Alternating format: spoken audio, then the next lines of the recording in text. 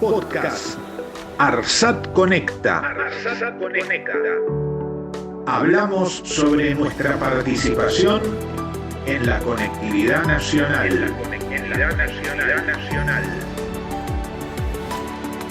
Episodio 6.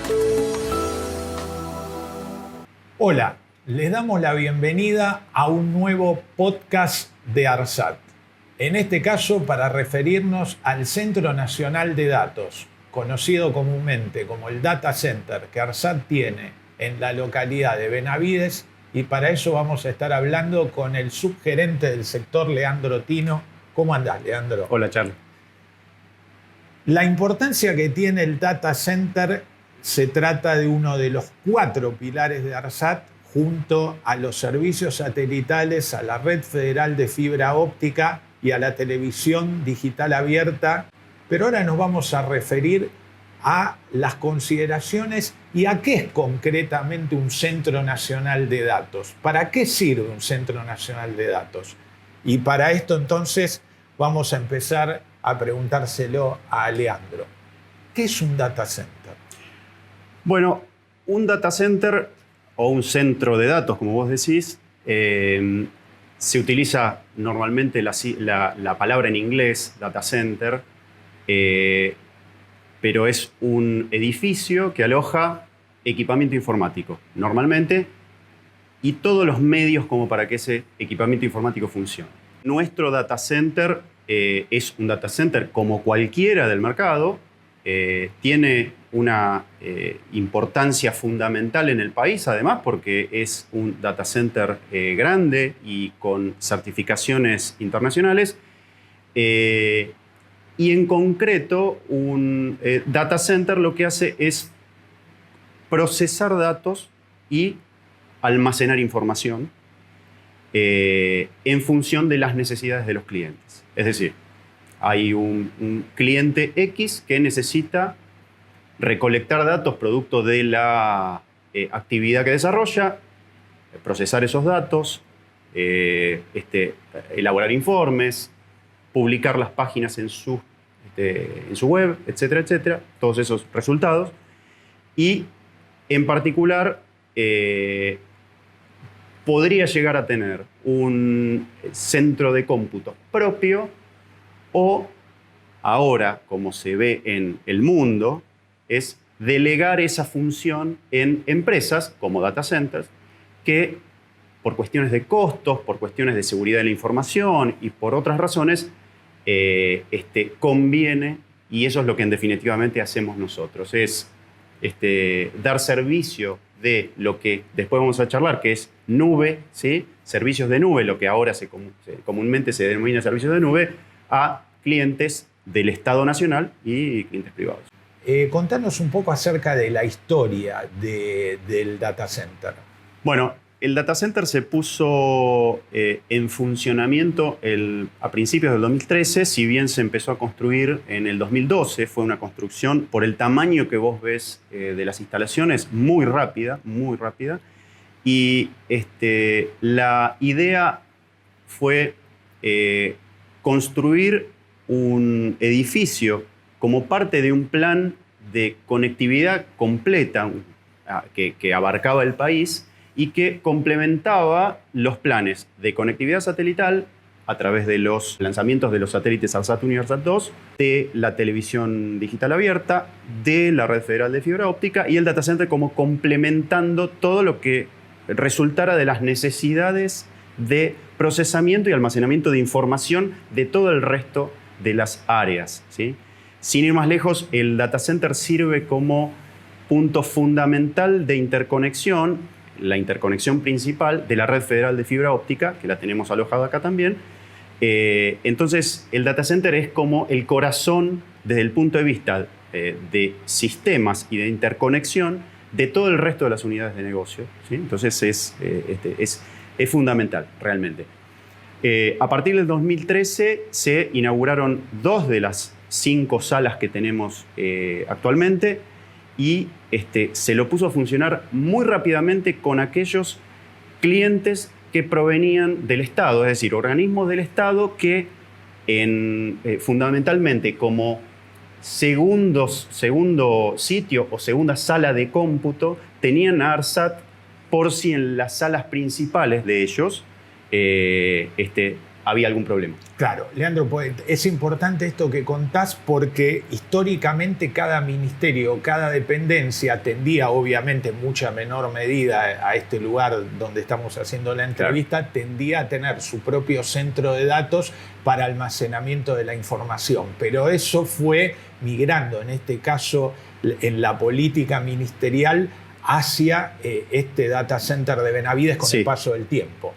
Obviamente no es obligación. Cada organismo puede decidir qué hacer con sus centros de cómputos o con sus salas de cómputos, pero desde el punto de vista de la economía es muy interesante a nivel país, te diría, concentrar lo que son los requerimientos de cómputo satisfaciéndolos en un solo lugar, ¿sí? O en varios lugares en función de la disponibilidad que uno pretende darle a los servicios, ¿sí? Entonces, en lugar de tener X cantidad de organismos, 20 organismos, con 20 salas de cómputo, con 20 contratos hacia proveedores de hardware, por ejemplo, y de software y de licencias, ¿sí?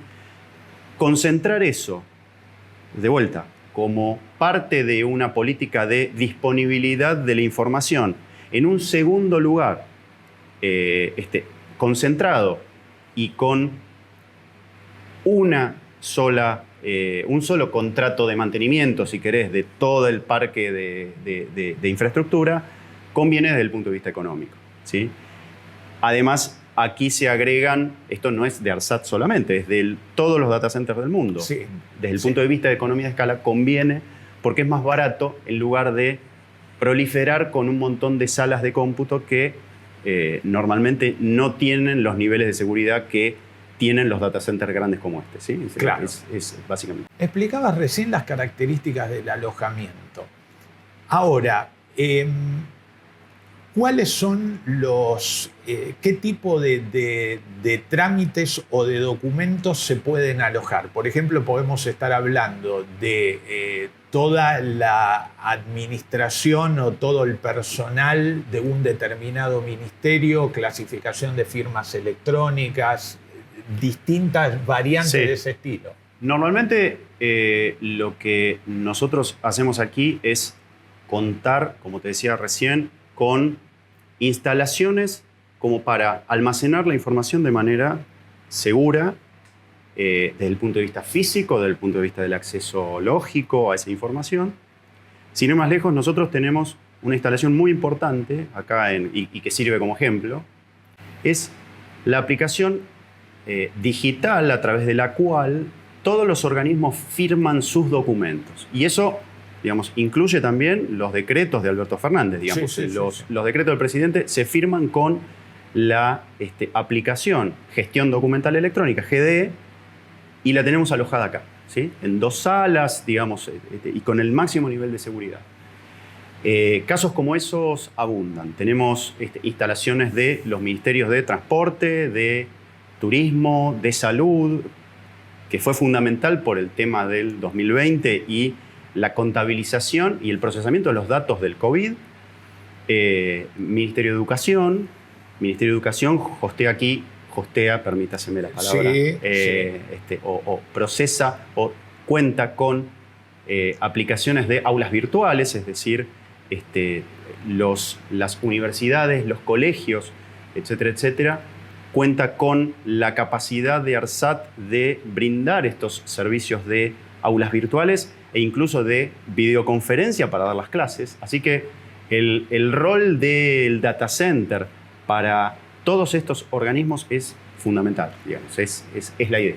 Si bien vos ya te explayaste sobre el tema, considero pertinente en razón de esto que comentabas, que hagas una breve diferenciación entre los servicios de hosting y housing, justamente que provee el data center. Suponete que digamos, el responsable de una empresa, desde el punto de vista de tecnología, dice, bueno, voy a llevar mi cómputo o mi posibilidad de procesar la información de mi empresa a una empresa digamos, que da los servicios de ARSAT, por ejemplo. Entonces tenés, entre otras, 2 opciones que vos nombraste. de lo que se llama hosting y lo que se llama housing.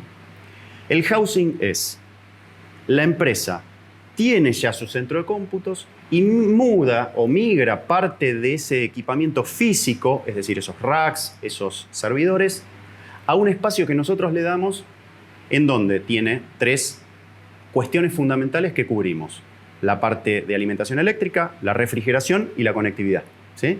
Entonces, en ese sentido, nosotros no hacemos más que proveerle un espacio dentro de un lugar seguro y con conectividad y debidamente refrigerado, etcétera, para que ellos puedan correr sus sistemas que ya tenían, ¿sí? O que comprarán y que prefieren administrar con su propia gente. Ahora, a diferencia de esto, el housing, que tiene muchos sabores, en realidad, el housing, muchas variantes, es el hecho de que ARSAT provee toda la infraestructura y ARSAT se hace cargo de lo que son los gastos de licenciamiento, de soporte, compra de equipos, mantenimiento, etcétera, etcétera, con personal propio, y al cliente lo que se le da es ese espacio como para que instale sus aplicaciones en forma remota a través de internet o a través de conexiones seguras. Entonces, ahí hay implicancias importantes desde el punto de vista de seguridad de información también. ¿En qué medida ARSAT puede proteger los datos del cliente? Porque los datos del cliente están, digamos, parte los tiene ARSAT y parte los tiene el cliente. Bueno, obviamente hay un área especializada que está monitoreando permanentemente todo lo que tiene que ver con conexiones a internet, todo lo que tiene que ver con conexiones a los propios sistemas del cliente, como para asegurar que la información está siempre protegida, digamos, dentro de las puertas del data center, ¿sí? Y eso pasa, nuevamente, en ARSAT o en cualquier data center del mundo. ¿Cómo se lleva a cabo la actualización de los equipos, precisamente del data center, Leandro? Bueno, vos sabés que hay un plan de actualización que es público de una partida presupuestaria justamente para lograr la actualización de la infraestructura del data center. Que formó parte del plan Conectar, Que formó anunciado parte aquí mismo en septiembre. Bueno, todo equipamiento informático y cualquier tipo de equipamiento mecánico, si querés, tiene su vida útil, ¿sí? Tiene partes que se gastan, partes que, digamos, hay que reemplazar. Los fabricantes te venden un equipo, digamos, un equipo que en este caso es un equipo informático, un equipo de cómputo, sin entrar por ahí en las particularidades de para qué es ese equipo, o si almacena datos, o si procesa información, o lo que sea. Todos tienen un fabricante que fabrica ese equipo, lo provee, lo vende y te da un soporte asociado de recambio de partes, de detección de fallas, etcétera, etcétera. Bueno, como los equipos se van poniendo viejos, van entrando en lo que es la obsolescencia tecnológica de esos equipos, tienen una vida útil determinada que la fija el mismo fabricante. Entonces, normalmente, en promedio, esa vida útil es de 5 o 6 años, ¿sí? Al cabo de esos 5 o 6 años, quien es cliente de esas marcas y quien da servicios con esos equipos, tiene que pensar en hacer un recambio. ¿Por qué? Porque la marca no te los mantiene más allá de ese tiempo por el hecho de que o discontinúan la línea o les sale demasiado caro en fábrica construir digamos, partes para esos equipos. De alguna manera hay que hacer un recambio, hay que hacer una inversión nueva como para digamos, dejar esos equipos a un costado. Ojo, no se tiran, digamos, lo que se hacen con esos equipos es dar, digamos, que se convierta su función en cuestiones de desarrollo, en cuestiones de pruebas, pero que no den el servicio al cliente, mientras que los equipos que dan el servicio al cliente tienen que estar siempre bajo mantenimiento y tienen que estar vigentes, obviamente, ¿sí? Desde el punto de vista tecnológico. Ahora bien, la segunda razón por la cual se hace una actualización es porque uno intenta proveer servicios a más bajo costo y de manera más eficiente. ¿Eso qué significa? Conforme va mejorando la tecnología, los equipos se hacen más rápido, más potentes, más eficientes desde el punto de vista energético. Entonces, nosotros queremos perseguir esa eficiencia, como cualquier data center, y por lo tanto, esos equipos, digamos, para dar el mismo servicio, gastan menos electricidad, requieren menor cantidad de refrigeración, digamos, menor potencia de refrigeración, y sobre todo ocupan menos lugar. Entonces, eso también en la ecuación es muy importante para bajar los costos, adquiriendo tecnología más eficiente, más nueva, ¿sí? Y para el mismo servicio tener equipamiento mucho más que ocupe menos lugar. Claro, optimizarlo. Optimizar. Exacto. Y dentro de lo que son las marcas proveedoras de todos estos equipos, ¿ustedes trabajan con diferentes? Con todas. Con todas. Con todas las que están trabajando en el mercado. Esto es una cuestión también de económica, digamos. O sea, las marcas normalmente tienen las mismas funcionalidades o proveen los mismos equipos o similares, con pequeñas diferencias de performance y pequeñas diferencias de desempeño, pero realmente acá lo que tenemos que cuidar siempre es el servicio que damos, cuál es el costo relacionado que tiene, y en función de eso, y ese costo relacionado está muy fuertemente, dictaminado en parte por lo que es el precio del equipamiento del hardware, si bien no es lo único, ¿no? Hay un montón de otros factores, pero sí. Claro. Nosotros acá estamos en una sala del sector de electromecánica del data center. Me gustaría que le explicaras al público cómo es el tema de la refrigeración de la sala. Porque vos habías hablado de las 4 salas, de la sala adicional, la cofre, que guarda los documentos de clasificación más compleja. Me gustaría que le explicaras a la gente cómo se refrigeran esas salas, porque imaginemos lo que es que convivan una cantidad enorme de servidores con la irradiación de calor. Sí. Eso es una fuente de temperatura muy alta. Me gustaría que le expliques a la gente eso. Bueno, normalmente la manera en que se provee refrigeración a, como vos decís, todos esos equipos que emanan calor es a través del enfriamiento de agua. Digamos, son equipos de refrigeración que tienen un componente llamado chiller, que son los que enfrían el agua, y los fan coils, que son los equipos que, proveen el aire frío a las salas, ¿sí? Entonces, de esa manera, es una manera súper eficiente de refrigerar semejante cantidad de espacio al mismo tiempo, ¿sí? Entonces, en ese sentido, podrías decir, bueno, sí, yo en mi casa refrigero con un gas y por proceso de compresión y descompresión, eso provoca frío. Sí, ok. Pero en realidad eso, aplicado a una dimensión tal como es el data center, sería imposible desde el punto de vista del gasto que implica y de la inversión que implica. Entonces, lo que se hace es ir a un sistema también eficiente, mucho más barato y, refiere a el enfriamiento del agua, ¿sí? Que absorbe ese calor por la circulación en todas las cañerías del data center para adquirir ese calor y enfriarlo del lado de afuera, ¿sí? En torres de enfriamiento. Bueno, Leandro, muchísimas gracias por el tiempo, por las explicaciones. Y esperemos que realmente siga creciendo el data center de ARSAT. Estamos para eso, en realidad para hacerlo crecer, sin duda. Así que, gracias. Y a ustedes los esperamos en el próximo podcast de ARSAT. Gracias.